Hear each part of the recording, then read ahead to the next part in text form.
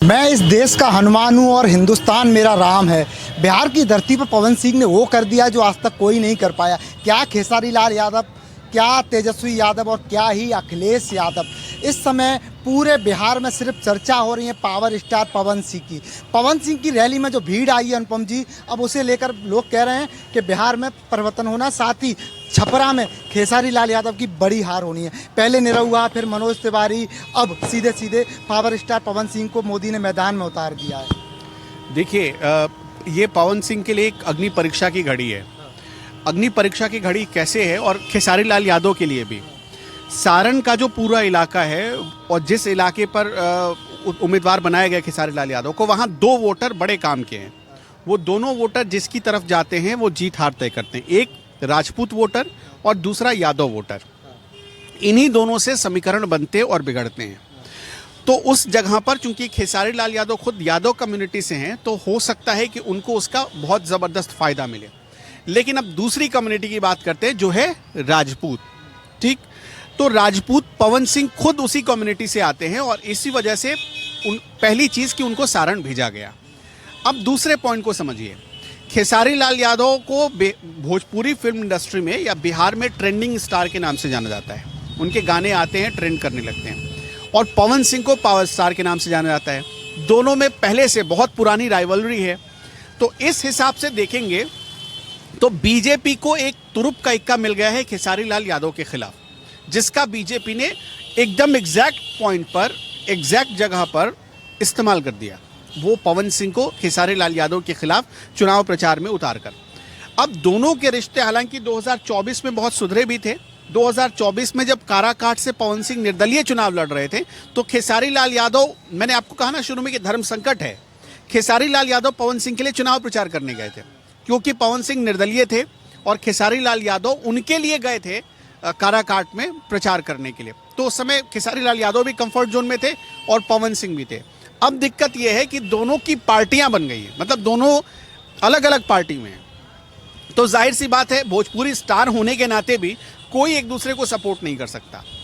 और वैसे भी उनकी पुरानी दुश्मनी चलती रही है। 2024 में कुछ ठीक भी हुआ, लेकिन बाद में फिर चीज़ें बिगड़ने लगी।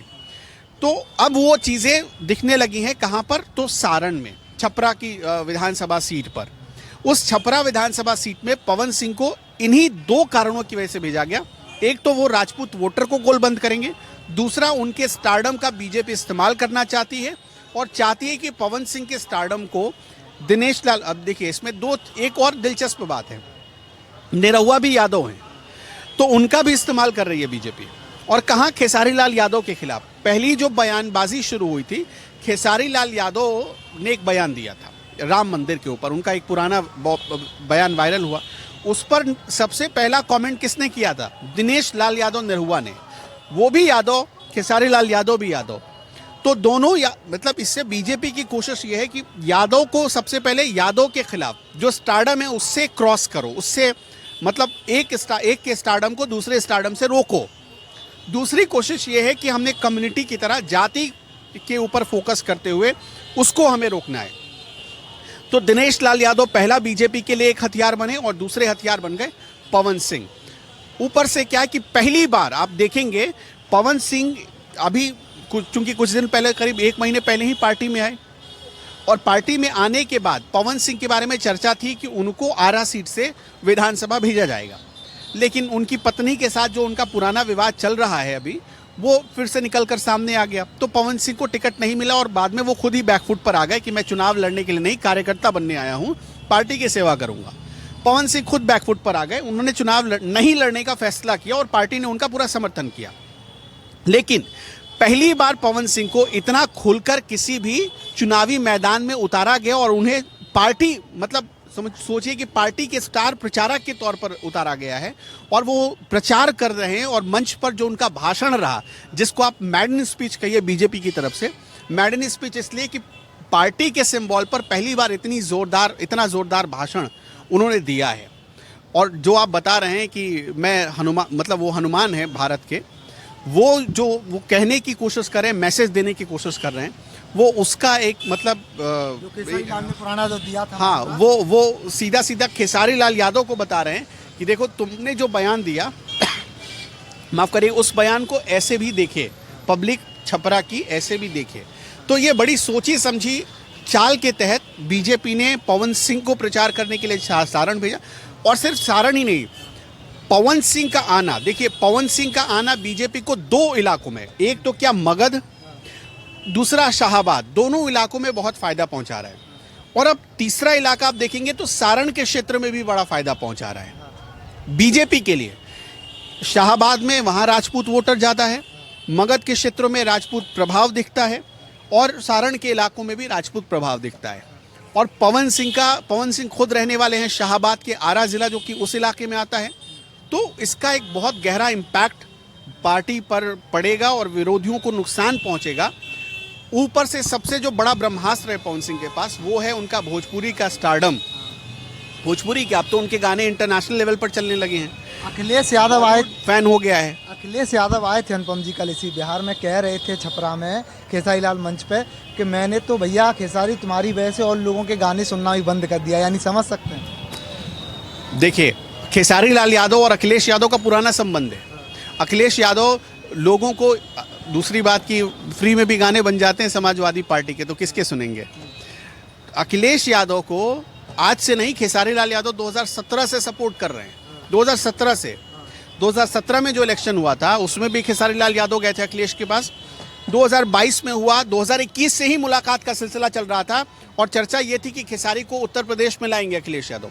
और चुनाव में जब आप देखेंगे तो उनका वैनिटी वैन आया था अखिलेश यादव का, जो रथ बना था, उस रथ पर 1-2 दिन नजर भी आए थे खेसारी लाल यादव।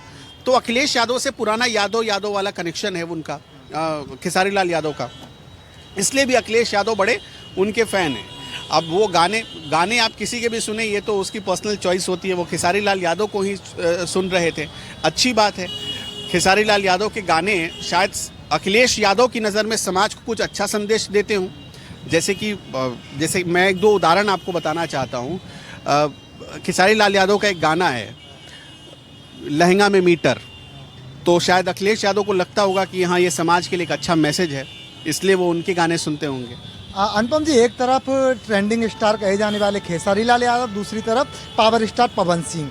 आप भी बिहार के रहने वाले हैं, क्या पवन सिंह की जो दीवानगी है वो कहीं ना कहीं खेसारी लाल यादव को नुकसान कर सकती है क्या? बिल्कुल करें, मैं तो आपको शुरू में ही बता चुका हूँ कि वो नुकसान करेगी ही करेगी। अभी देखिए पूरा माहौल, पूरे छपरा के इलाके में जब आप देखेंगे, और अगर खेसारी लाल यादव जीत जाते हैं तो समझिए कि वो एक बहुत बड़ी चुनौती को पार कर गए हैं। उनमें एक राजनीतिक आकर्षण है, क्योंकि यहाँ पर 2 चीज़ें आपको और समझनी पड़ेगी। पहली बार जब चुनाव लड़ने पवन सिंह आए तो वो चुनाव हार गए और वो दूसरे नंबर पर रहे। दूसरी चीज़ कि पहली बार अगर खेसारी लाल यादव लड़ने आए हैं और वो जीत जाते हैं तो ये पवन सिंह के लिए एक तरीके से धक्का होगा। ऊपर से कि आप तो खुलकर आप उनके खिलाफ उतर आए हैं खेसारी लाल यादव के, तो एक और गहरा धक्का होगा। तीसरी चीज़ जो आप पूछना चाह रहे हैं कि क्या खेसारी लाल यादव को स्टारडम से स्टारडम टक्कर दे सकता है, इसीलिए तो बीजेपी बार बार पवन सिंह को छपरा में घुमा रही है, इसीलिए कि जहां खेसारी के गाने चले वहां पवन सिंह के गाने चलाओ। देखिए, बिहार में इस समय लगातार चुनाव का जो माहौल है बदलता जा रहा है। एक तेजस्वी यादव, अखिलेश यादव और आपके खेसारी लाल यादव, सब पर भारी पड़ रहे हैं इस समय पवन सिंह। अपना उत्तर प्रदेश के कमेंट बॉक्स में आप भी बता दीजिए कि वाकई पवन सिंह जो है इस समय बिहार में खेसारी लाल यादव पर भारी पड़ रहे हैं। धन्यवाद।